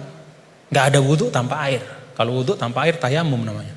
Gak ada wudhu tanpa air. Maka apa arti lawazim dari ayat ini? Jaga sumber daya air itu. Kalau dalam konteks misalnya pasal 33 Undang-Undang Dasar 1945, apa kata sumber daya alam dan semua yang menyangkut hajat hidup orang banyak dikuasai oleh negara, itu juga bagian dari lawazim makna ayat ini. Dalam arti apa? Negara, kita semua secara kolektif, ayo kita jaga sumber daya air, tidak boleh dimiliki hanya oleh sekelompok kecil saja sehingga orang kesulitan untuk memanfaatkannya. Dan pada ujungnya jangan-jangan nanti bisa orang kesulitan untuk menegakkan sholat karena nggak bisa wudhu, karena sumber daya air itu dikooptasi oleh kelompok tertentu misalnya. Itu lawazimul ayat. Ketika Allah Ta'ala misalnya, ya ayyuhalladzina amanu idza nudiya lis-salati min yaumil jumu'ati fas'au ila dzikrillah wa dzarul bai'. Wahai orang-orang beriman, kalau udah waktunya Jumatan itu maka segera datang ke masjid, tinggalkan perdagangan. Apa lawazim dari ayat ini? Kata para ulama, lawazim dari ayat ini adalah ya bahwa Allah tidak akan bicara tentang perdagangan. Allah tidak berbicara tentang sesuatu yang penting ya, yang bisa mengalihkan ya, seseorang dari ibadah ya. Kan di sini diletakkan orang kalau terlalu cinta berdagang ya, maka dia nggak mau ninggalin bisnisnya untuk sholat gitu. Karena time is money. Bagi dia 5 menit ketika sholat itu kalau udah transaksi entah berapa duit misalnya gitu. Nah, ada lawazim dari ayat ini kata para ulama bahwa ya perdagangan harus diisi oleh orang-orang gitu, yang tidak hanya memikirkan profit sementara di dunia, tapi dia juga memikirkan fungsi spiritual dari harta itu. Siapa itu? Ya orang beriman. Dengan kata lain ya orang Islam disuruh untuk aktif dalam berdagang. Karena ketika perdagangan itu diisi oleh orang-orang yang tidak punya pandangan lebih dari dunia, kalau kata orang Sasak enggak-enggaknya cuman dia pandang dunia saja, ya dia tidak akan mungkin bisa menunaikan pesan ayat ini. Jadi ayat ini bisa ditunaikan pesannya adalah oleh orang-orang yang ketika dia hidup di dunia beraktivitas di ekonomi, ya, membangun kapital, membangun bisnis, tapi pada saat yang sama dia juga meletakkan itu semua menjadi bagian dari ibadahnya kepada Allah. Jadi ayatnya tentang ibadah sholat Jumat, tapi pesannya di sana adalah isi ruang bisnis itu, ikhtiarkan supaya ruang-ruang ekonomi itu terisi oleh orang-orang yang ngerti bahwa dunia ini adalah jalan untuk mencari kebahagiaan yang lebih hakiki, itu di sisi Allah Ta'ala. Jadi itu 2 hal yang mungkin saya ambil dari beliau tadi. Kita pentingkan apa yang memang penting, dan yang kedua kita pahami ayat itu tidak hanya dari sisi teksnya, tapi dari konsekuensinya di dalam kehidupan kita. Terakhir bicara tentang sanad. Nah, saya ada satu hal, kalau saya pertama kali saya ketemu sama Gus Baha ya, melihat beliau ya. Ada enggak bapak-bapak, saudara-saudara melihat dari beliau yang beda? Ciri khasnya.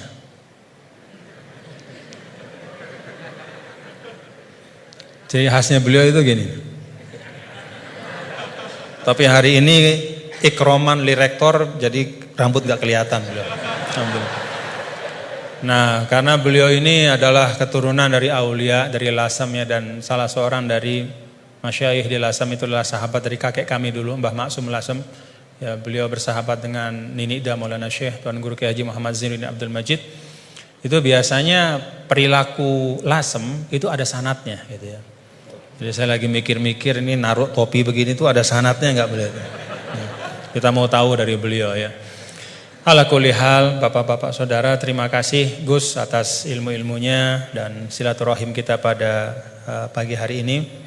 Mudah-mudahan bisa terus bersilaturahim dalam kebaikan, dan kita doakan beliau selalu disehatkan, diafiatkan oleh Allah Subhanahu wa taala. Ya, cara gampang buat kita mendoakan diri kita itu doain orang lain ya. Itu resep yang paling gampang. Jadi kalau kita doain diri kita ini kan belum tentu terkabul. Tapi kalau kita doakan orang, malaikat yang mengaminkan doa kita dan mengatakan untukmu seperti yang kau doakan. Jadi kalau resep supaya dapat sesuatu, doakan orang lain dengan sesuatu itu.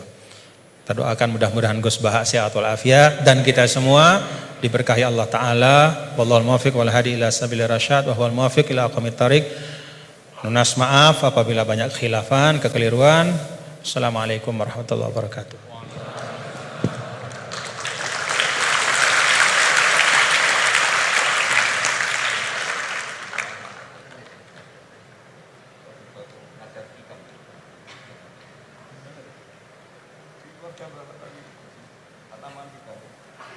Baik, karena masih ada waktu yang tidak banyak, mungkin sedikit. Beliau juga berkenan untuk ada sesi tanya jawab. Mungkin nanti akan ada maksimal 3 penanya dari mungkin sebelah kiri, kanan, tengah kemudian kanan. Silahkan 3. 1 dari kiri, ya yang dekat tiang silahkan. Silahkan berdiri untuk meminta mic dari panitia. Ya singkat ya. Assalamualaikum warahmatullahi wabarakatuh. Ya menarik pemaparan dari guru kita semua terkait dengan Islam harus membahagiakan. Yang pertama tafsirnya adalah sekarang ada paham materialisme itu juga menawarkan kebahagiaan, paham hedonisme juga menawarkan kebahagiaan, paham liberalisme itu juga menawarkan kebahagiaan. Jadi Islam bahagianya itu mungkin kita bisa menilai diri kita masing-masing. Hari ini paham apa yang kita pakai untuk bahagia? Apakah betul-betul Islam konsepsi atau Islam yang sudah berkembang jadi modernisme dengan kombinasi kapitalisme, liberalisme, kemudian hedonisme, kemudian yang saya sebutkan tadi bercepat. Jadi tafsirnya ayat ini menurut modernisme sekarang kemudian dikaitkan dengan penjelasan tadi, kebahagiaan itu Islam membahagiaan. Orang sekarang dengan duit sehingga monetisme menuhankan duit di mana-mana. Oleh karena itu Islam melakukan revolusi akidah. Bagaimana kembalikan kepada Allah Subhanahu wa taala sebagai satu yang memberikan kebahagiaan. Sehingga revolusi yang dilakukan kita sekarang apakah bisa dilakukan dengan revolusi takwa? Ali Imran 102. Ya ayyuhalladzina amanu taqullaha haqqa tuqatih wa la tamutunna illa wa antum muslimun. Allah memanggil kepada orang beriman yang diakui imannya untuk bertakwa dengan sebenar-benar takwa, menjadi iman yang disamakan dengan kekasih Allah, wali Allah, dan kemudian kalau tidak mati dalam keadaan Islam, yaitu iman yang terdaftar seperti Gus Baha sampaikan tadi, dia punya satu kalimat tapi berharga sekali, itu iman yang terdaftar, yang murni tidak kesyirikan. Pertanyaannya adalah bagaimana revolusi takwa kita buat untuk melawan revolusi industri hari ini yang sudah membuat orang tertipu. Sebagaimana Gus Baha sampaikan, banyak orang tertipu, setan ahli tipu dengan lemah lembut, kasih sayang, dengan duit. Ya, sehingga bagaimana kita menghadapi tipuan-tipuan dunia seperti sekarang lewat revolusi takwa yang kita buat, dan bagaimana bentuk konkretnya, metodologisnya. Mungkin itu saja. Terima kasih. Assalamualaikum warahmatullahi wabarakatuh. Waalaikumsalam. Berikutnya penanya kedua dari tengah.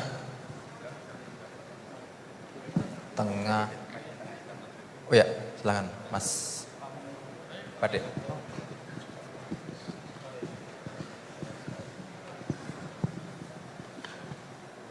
Bismillahirrahmanirrahim. Assalamualaikum warahmatullahi wabarakatuh.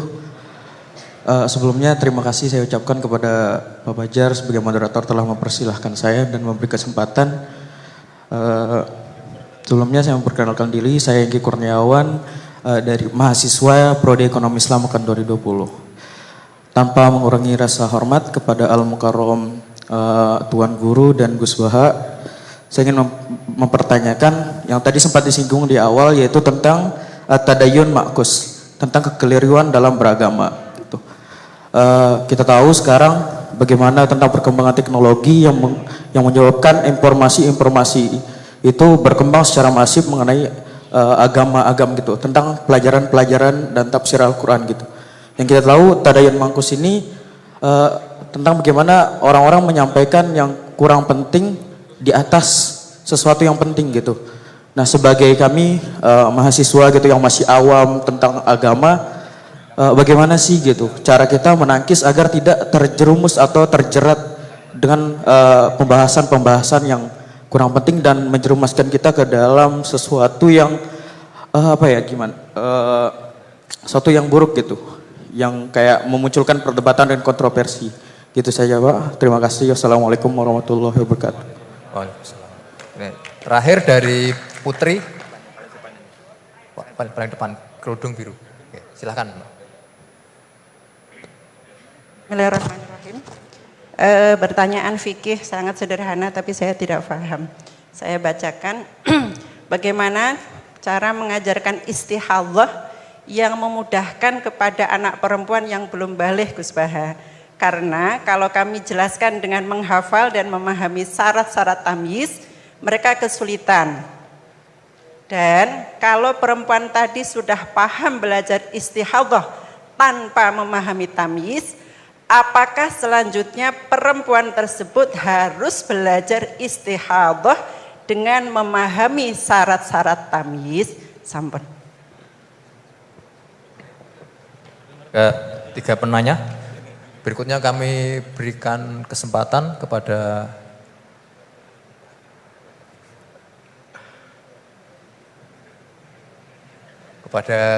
Gus Baha untuk menjawab.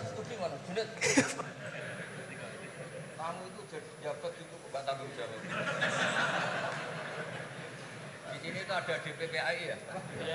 Coba terang singkatan di DPPAI, ben ngerti ben ono.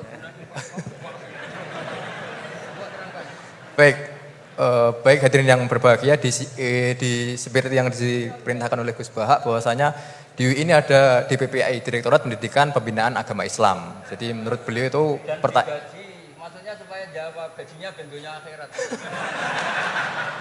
Menurut beliau yang berhak menjawab itu adalah orang DPPAI, waduh, karena yang bertanggung jawab atas Islam di UI. Ya kan? Ini tak bantu.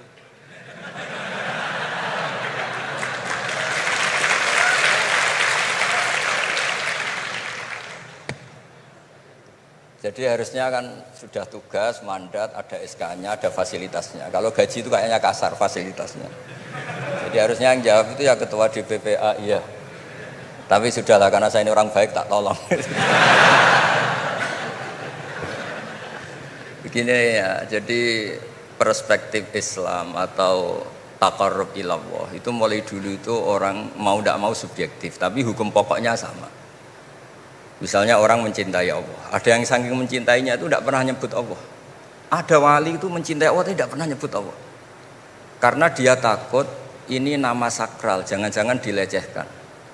Imam Malik itu pernah ada seorang pengemis datang, ya Imam Malik saya minta uang. Imam Malik jawabnya itu, saya tidak punya uang, baru tidak bawa uang, juga tidak punya uang. Kamu besok ke rumah saya atau nanti ke rumah saya, tak kasih uang. Terus diberi nasihat sama temennya. Halai itu mbok yawo Anda ngomong rozakokallah, ya semoga Allah memberi rezeki kamu. Jawabnya Imam Malik itu apa?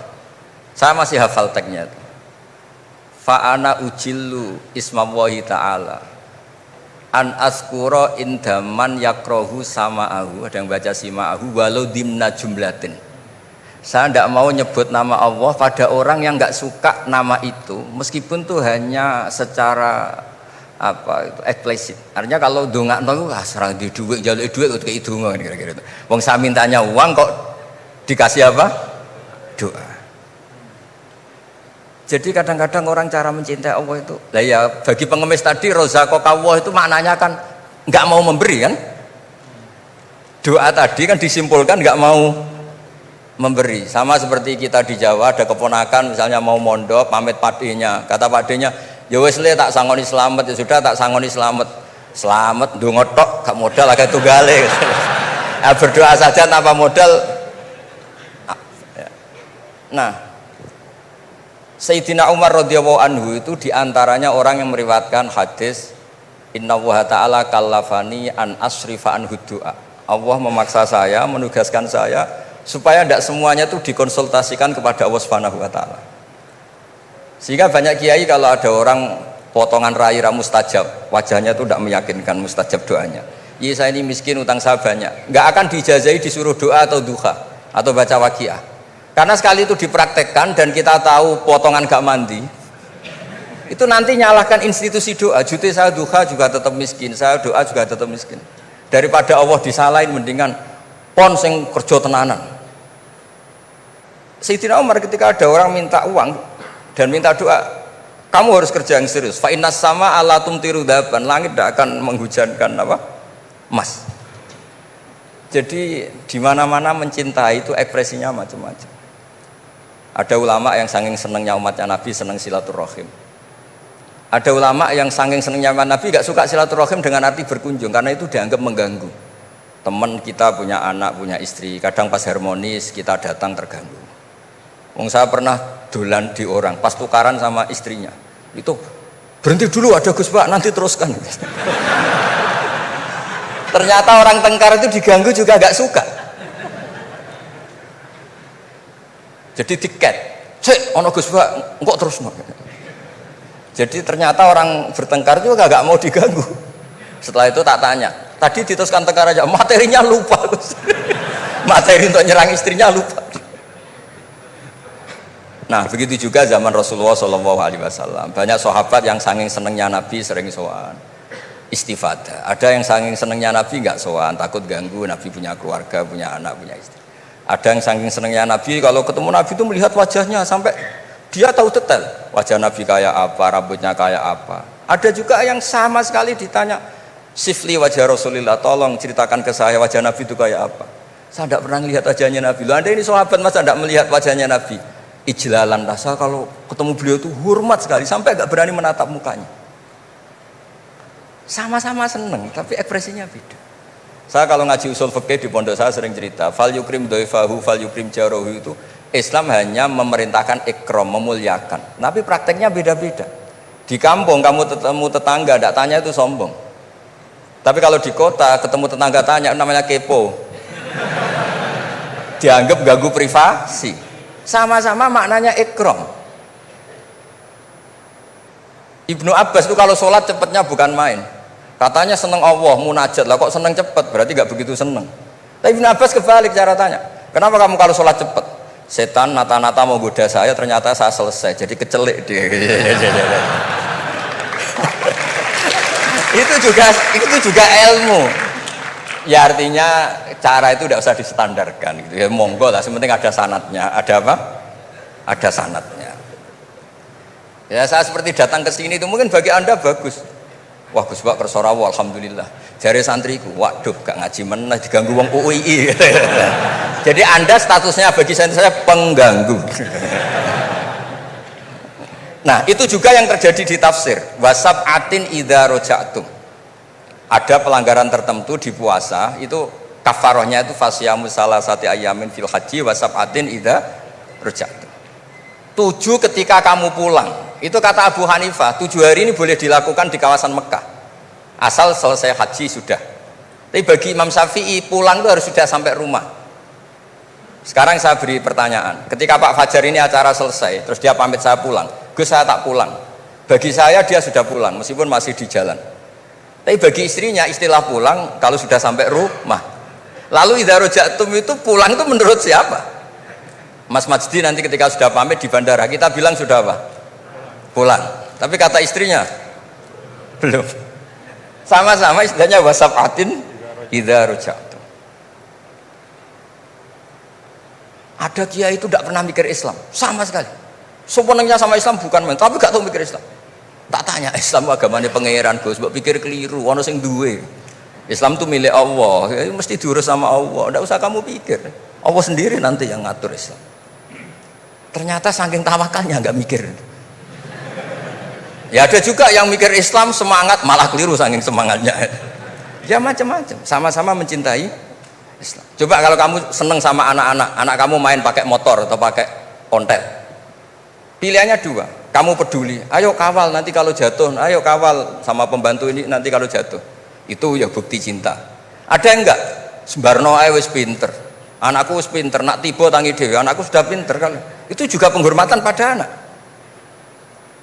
Jangan kira makna seneng itu harus terbentuk satu versi. Seneng anak ya nak dolan dikawal. Ternyata yang membiarkan juga bentuk penghormatan bahwa anak ini sudah mandiri. Ya, terus yang masalah istikhadah itu masyhur itu di riwayat Hamnah binti Jahsh. Hamnah itu haidnya melebihi hari wajar. Terus sama Nabi, sudah kamu saya haidkan sesuai tanggal yang sebelum kamu kena penyakit ini. Itu kamu anggap haid, lainnya kamu anggap istikhadah. Itu istikhadah paling gampang. Ikuti saja fatwanya Imam Syafi'i. Jadi misalnya Januari kok 6 hari, Februari kok sampai terus mulai ada penyakit sampai 1 bulan keluar darah, Maret keluar darah. Itu kata Imam Syafi'i, ngikuti riwayat tadi, sudah kamu fatahayadi, terus sitata ayam, sabata ayam, terus Nabi ngendikan kamu menghaidkan seperti bulan-bulan sebelum kena penyakit istikhadah itu. Lainnya di istikhadohkan. Itu namanya rudat ilal adat. Jadi supaya ndak ribet pakai tamyiz diukur. Ini darah ini lebih kuat dibanding ini, yang lemah ndak kayak sing tukang delok ya sopo gitu. Apalagi yang ditanya itu lelaki gitu tuh. Oh, itu kan ya agak repot lah, cobalah agama ini tidak perlu repot-repot seperti itu. Jadi ini sebagai senior saya kasihan sama Pak Junet ini. Harusnya beliau nanti yang kena hisab pasti Pak Junet. Jabatannya mau, tanggung jawabnya nggak mau. Ya tapi kebetulan ada orang baik di sini ya, alhamdulillah saja. Kalau ketemu saya tuh cium tangan bolak-balik. Tapi niatnya kayaknya mau supaya saya mau backup gitu. Nah ini yang satu pertanyaan Mas Wasdi ini moga-moga masih kan 3, saya jawab 2 kan. Harus revolusi teknologi ngefek di agama. Oh iya, ya sebenarnya kan perubahan-perubahan itu setiap masa terjadi ya. Ya kita menganggap perubahan hari ini perubahan yang paling penting ya karena kita hidup di dalamnya. Tapi bagi generasi-generasi sebelum kita ya perubahan yang terjadi pada masa mereka itulah yang paling penting gitu. Dan beragama kita hari ini ya itu kan juga sebagiannya dibentuk dari bagaimana para ulama kita dulu merespon perubahan-perubahan yang ada pada masa mereka. Jadi kalau kita lihat jangankan yang sekarang ya Gus ya, bahkan pada masa Imam Syafi'i pun kan, dan masa-masa para imam mujtahidin ya, mereka itu sangat membuka diri dan melihat dinamika-dinamika yang terjadi dan menjadikan ya hal-hal yang terjadi di tengah masyarakat itu sebagai bahan penting untuk merumuskan pandangan keagamaan. Dan karena itu kalau misalnya Al-Azhar ya, Al-Azhar Syarif itu sekarang punya perhatian pada 3 hal saja ya ketika bicara tentang pemikiran keagamaan. Yang pertama tafkik al-fikril mutatarrif. Jadi membedah dan mempreteli pemikiran yang ekstrim, mengembalikan kepada manhaj wasati. Itu yang pertama. Kemudian yang kedua tajdid al-khitab ad-dini, yaitu memperbaharui al-khitab, cara kita menyampaikan sebenarnya kan al-khitab itu kan cara kita mengajak orang beragama. Supaya cara kita mengajak orang beragama ini tidak membuat orang semakin jauh dari agama ya. Jangan membuat ya seperti tadi beliau sampaikan, bahkan Rasul pun hati-hati ya, ketika menjawab pertanyaan dari masing-masing sahabatnya. Nggak ada Rasul itu gebiah uyah. Ya pokoknya ini mentang-mentang ini sahabat saya semua, saya kasih satu patokan plek harus kayak gini, nggak ada. Yang nanya tentang mana amal yang paling afdol dilihat oleh Nabi kan gitu Gus ya. Dilihat kira-kira oh ini ternyata orang yang kaya misalnya. Oh amal afdol itu paling banyak adalah berinfak, paling bagus. Dilihat kayak begini keadaannya macam-macam disesuaikan sesuai dengan mukhatabin. Itu Rasul ya. Para sahabat juga begitu. Artinya apa? Beragama itu adalah sesuatu yang hidup. Tadayun itu ya taharruk, bergerak terus ya. Nah tadi disampaikan bagaimana cara kita merespon dalam situasi yang berubah seperti ini. Yang pertama yang gak usah galau. Tadi beliau sampaikan agama ini milik Allah Ta'ala. Jadi kita jangan menggalaukan diri kita, menganggap diri kita lebih penting ya. Tidak ada manusia yang sangat penting sehingga dia tidak tergantikan dalam kehidupan kecuali para nabi dan rasul. Ya siapapun itu, fungsinya pasti akan ketika sudah masanya dia pasti akan digantikan dan semua orang menunaikan tugasnya sesuai dengan kewenangan serta apa yang diberikan oleh Allah Subhanahu wa taala. Jadi tidak usah kita galau ya. Yang paling penting adalah menurut saya ya terus kita ngaji seperti ini untuk mendiskusikan hal-hal bagaimana kita bisa beragama masing-masing nyaman semuanya ya. Kita bisa beragama dengan nyaman, dengan tenang seperti tadi kata guru saya is'adul insan fid darain, supaya kita beragama dan kita bahagia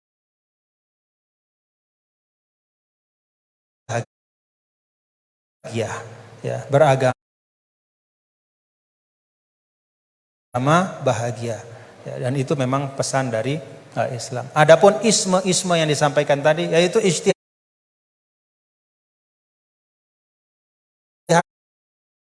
manusia saja. Ya hari ini kita kan begini, umur biologis kita kan pendek, 60-70 tahun. Maka isme-isme yang tumbuh berkembang di tengah-tengah kita hari ini kita anggap sebagai sesuatu yang sangat penting, ya, sesuatu yang merupakan pencapaian luar biasa hebatnya. Tapi kalau kita letakkan diri kita di dalam spektrum sejarah yang panjang, maka itu hanya bagian dari ijtihad ya manusia. Ya. Sehingga menurut saya tidak perlu kita kita istilahnya apa ya? Seakan-akan isme-isme itu akan menggantikan Islam, enggak. Yaitu ijtihad manusia. Besok akan ada isme-isme baru, tapi al-Islam ya'lu wa la yu'la alaih. Islam akan tetap tegak teguh. Insyaallah mudah-mudahan kita berada di dalamnya, bagian dari itu semua. Itu saja yang dapat saya sampaikan. Terima kasih sekali lagi atas kesempatan pada hari ini, Pak Rektor, Bapak Kepala Badan Wakaf dan semua. Jazakumullah khairan katsira. Mudah-mudahan